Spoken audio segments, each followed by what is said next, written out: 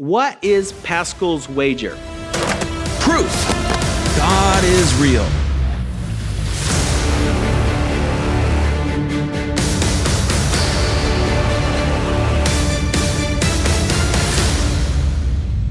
Imagine a conversation between a Christian and an atheist. The Christian begins by saying, "Do you believe in God?" The atheist replies, "I don't believe there is a God." The Christian says, "But what if you are wrong? If you're wrong, you'll spend all of eternity burning in hell. But if there is a God and you choose to follow him, then you'll spend all of eternity in heaven enjoying yourself forever. Are you willing to take a risk on being wrong?" The atheist shrugs and says, "Yeah, I'm willing to take the risk because if I become a Christian, I'd have to stop drinking and smoking and having sex with my girlfriend. I think today's pleasure outweighs the potential of infinite pleasure in eternity. Besides, if there is a hell, all my friends are going to go to hell and I want to party with them." "Are you a gambling man?" the Christian replies.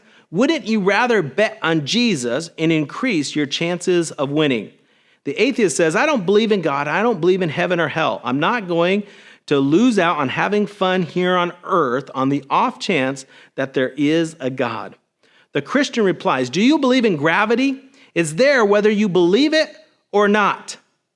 If you don't believe in gravity, you'll still fall if you jump off a building." The atheist says, "The existence of gravity can be empirically verified. I just don't see any evidence that God is real." The Christian asks, "So are you willing to risk an eternity of pain in hell if you're wrong?" "I just don't see the need to purchase fire insurance for a fire that's probably not real," shrugs the atheist. The Christian has the final word. "I'd rather have insurance and not need it than need it and not have it." This above conversation, which I actually had one time, lays out a dilemma that's known as Pascal's wager. Who was Blaise Pascal? He was an intellectual giant and a brilliant scientist, mathematician, inventor, and philosopher.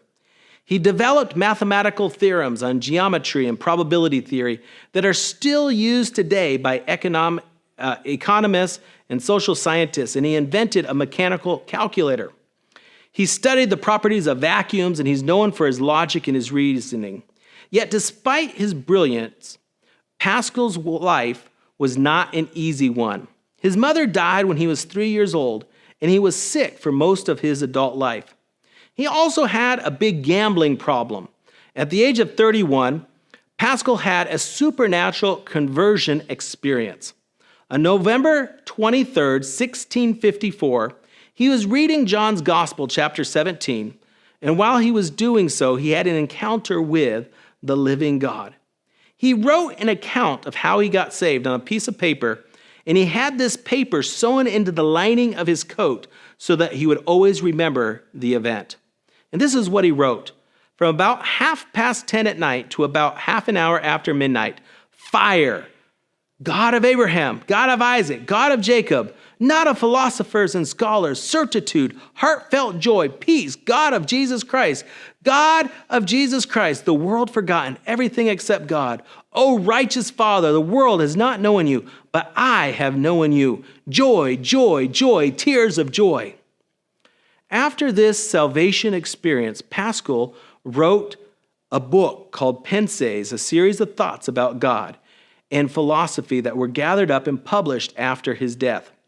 In this work, Pascal proposed the idea that is known as Pascal's wager. Because of his gambling days and his work on probability theory, Pascal was deeply interested in making bets. In his wager, he bets that it makes more sense to be a Christian than it does to be an atheist. And this is what he wrote. "Let us then examine this point and say, God is or he is not. But to which side shall we incline? A game is being played at the extremity of this infinite distance where heads or tails will turn up. What will you wager?" "Yes, but you must wager. It's not optional." He said, "Let's weigh the gain and the loss in wagering that God is. Let us estimate those two choices. If you gain all. If you lose Nothing. He says, wager then without hesitation that he is. That is very fine. Yes, I must wager, but I may perhaps wager too much. Let us see.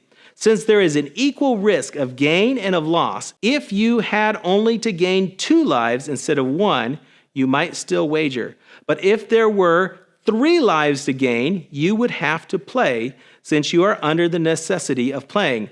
And you would be imprudent when you are forced to play not to chance your life to gain 3 at a game where there is an equal risk of loss and gain. But there is an eternity of life and happiness. And this being so, if there were an infinity of chances of which only 1 would be for you, you would still be right in wagering 1 to win 2. And you would not act stupidly, being obliged to play by refusing to take 1 life against 3 at a game in which out of an infinity of chances there is 1 for you. If there were an infinity of an infinitely happy life to gain, but there is here an infinity of an infinitely happy life to gain, a chance of gain against a finite number of chances of loss. And what you stake is finite. It is all divided wherever the infinite is, and there is not an infinity of chances of loss against that of gain. There is no time to hesitate. You must give all. And thus, when one is forced to play, he must renounce reason to preserve his life rather than risk it for infinite gain, as likely to happen as the loss of nothingness.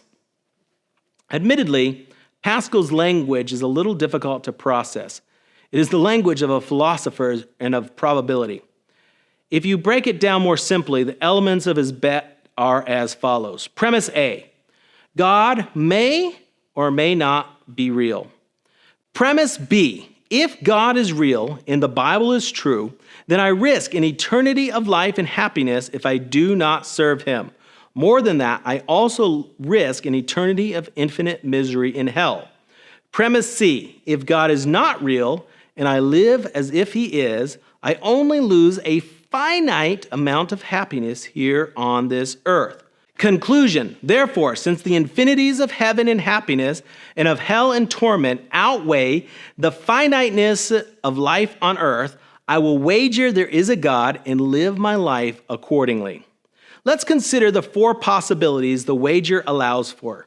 Bet number 1, if there is a God and you choose to follow him, then you will maximize your chance of receiving eternal life.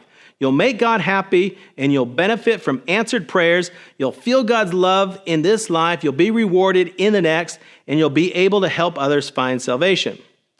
Bet number 2, if there is no God and you choose to live as if there is a God, then you still get all the benefits of religion, including an ethical system that produces life satisfaction and happiness and the satisfaction of belonging to a group. However, you do lose the time spent sitting in church and various types of pleasure and do not live as free as you could have. Bet number 3, if there is no God and you choose to live as if there is no God, then you will not waste time in useless religious ceremonies. You'll get control of your life and you'll get to do activities that the church thinks are sinful with no eternal consequences.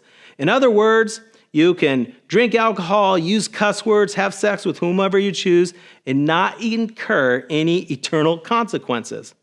And then you have bet 4. If there is a God and you choose to live as if there is not a God, then you lose the opportunity to live in heaven for eternity. You make God sad, you fail to live up to the ideals of your Creator, you miss out on the benefits of answered prayer, you miss out on God's love, and you'll regret how you spent your life here on this earth. And you'll never find meaning in your life because you're searching in the wrong places. So there's 4 possible outcomes, but only 2 choices. Either believe God exists or do not believe God exists. Thus, if you choose to believe in God and God does in fact exist, you gain infinitely. If you choose to believe in God and he does not exist, your gains and losses are even. If you choose to believe God does not exist and he does not exist, again, your gains and losses are even. But if you choose not to believe in God and God does exist, then you lose everything.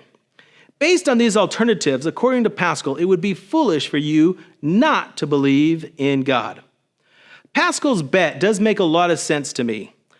A Christian singer, Marcos Witt, told a secular news anchor, "I choose to bet my life on God's existence. You can bet your life on anything you want to, but I'm betting that God is real, the Bible is true, and there is life after death." Betting on God is the only rational way to bet. One Christian hip-hop artist observed, "If I'm wrong about God, I wasted my life. But if you're wrong about God, you wasted your eternity." There are some flaws with Pascal's wager that have been proposed. First, the Christian God and eternity are not the only options. Pascal's wager works equally well when applied to Mormonism, Islam, or any other theistic faith. This introduces the problem of which religion should I make my bet on. But in examining this problem, Michael Rota concludes, practice the religion that seems to you, on careful examination and reflection, most likely to be true. When Christianity is held up against every other religion, it emerges as the most likely to be true. Another problem is that belief in God could be faked. It has been proposed that Pascal's wager leaves open the idea that God can be fooled by pretend belief. The solution to this flaw is that God is all-knowing, and therefore he knows if you believe with sincerity or not. However, Christian faith is not merely intellectual, but it practically changes how a person lives. Believing in Jesus includes the choice to love, to be kind, to be generous, have patience, extend forgiveness, be repentant, and much more. To fake belief in God would mean doing all these things, but somehow being fake about them too. Such an experiment would be exhausting to fake believers. But I believe that Pascal's wager is legitimate. If there is a God, then you will get an eternity of pleasure. If there is no God, you don't lose anything to believe in God. But if there is a God and you choose to turn away from him, then you risk an eternity of pain. And so I think it makes sense to bet that God is real and to choose to believe in God. If you want more proof God is real, get a copy of my book by calling 1-877-431-4276 or by visiting kingministries.com. Proof God is Real is also available on Amazon. Get your copy today.